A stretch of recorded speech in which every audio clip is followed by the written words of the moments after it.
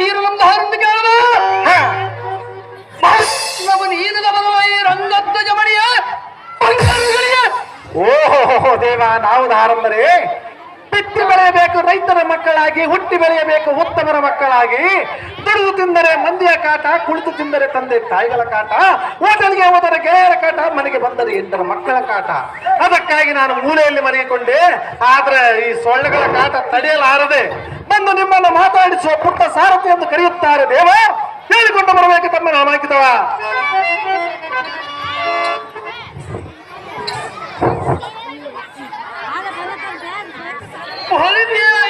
ಸಾರಥಿ ನಮ್ಮ ನಾಮಾಂಕಿತ ಬೇರಂತ ವಶಗೊಳ್ಳವೆಯ ಕೇಳಿದನು ದೇವ.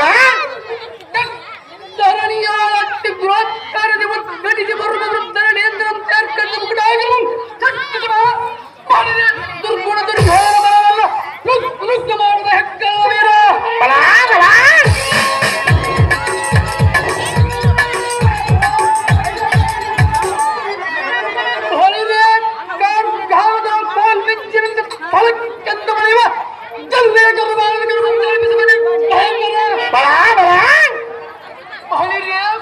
ರಾಜ ಗಣನ ಪಡವಿ ಕುದುರೆದು ಕಮಲಾಸನ ಬೆಸಗಿದ ಬ್ರಹ್ಮಾಂಡದ ಬೆಸಗಿ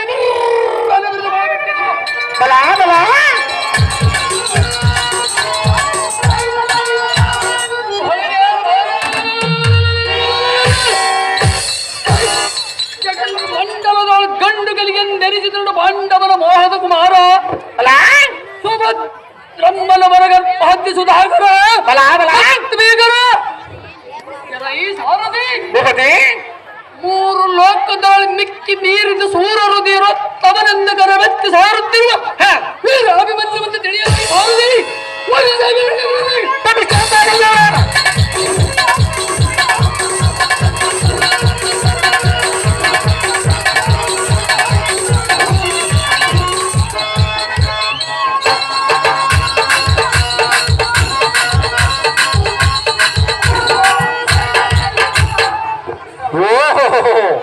ಅರ್ಜುನ ಮತ್ತು ಸುಭದ್ರ ಅಮ್ಮನವರ ಗರ್ಭಾಪ್ತಿಯಲ್ಲಿ ಚಂದೋದಯನೆಂದು ಉದಯಿಸಿದ ವೀರಾಭಿಮನ್ಯು ತಾವಾದರೆ ಇಂದು ಕಂಗೊಳಿಸುತ್ತಿರುವ ಇಂದು ಸುಂದರವಾದ ಸಭಾಮಂದಿರಕ್ಕೆ ಬಂದ ಕಾರಣವೇನು ದೇವ?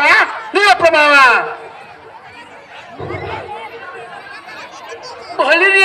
ಈ ಸಾರಥಿ ಈ ಸುಂದರವಾದ ಸಭಾಮಂದಿರ ಸದನಡಿಕೆಗಳ ಮಧ್ಯದ ಧನುಧಾರಿಯಾಗಿ ಬಂದಿರುವುದು ಬಗೆಯೇನೆಂದು ನಿರ್ಧರಿಸಿ ಕೇಳುವೆಯಾ? ಕೇಳುವನು ದೇವ.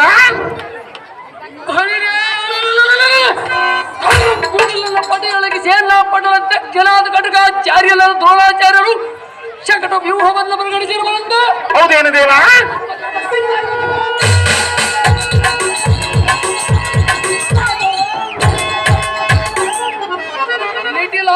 ಕ್ಷಣ ಯುದ್ಧ ನಟನೆಯ ಮಾಡಿ ಪಟುಪಟು ಲೋಹದೆಂದು ಅರಿಗಡಗಮಂ ಅವನಿದರ ಕೆಡುವ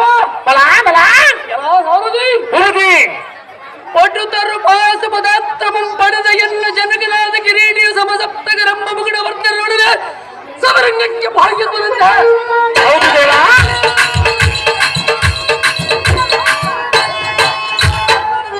ಮುಷ್ಟಿ ಯುದ್ಧದಿಂ ಕೀಚಕಾದಿಗಳಂ ನಷ್ಟಗೈದು ಉರುತರು ಶ್ರೇಷ್ಠರೆಂದೆರಿಸಿದ ಭೀಮ ಸತ್ತಿಗೆ ದುಷ್ಟ ಮೊದಲಾದವರು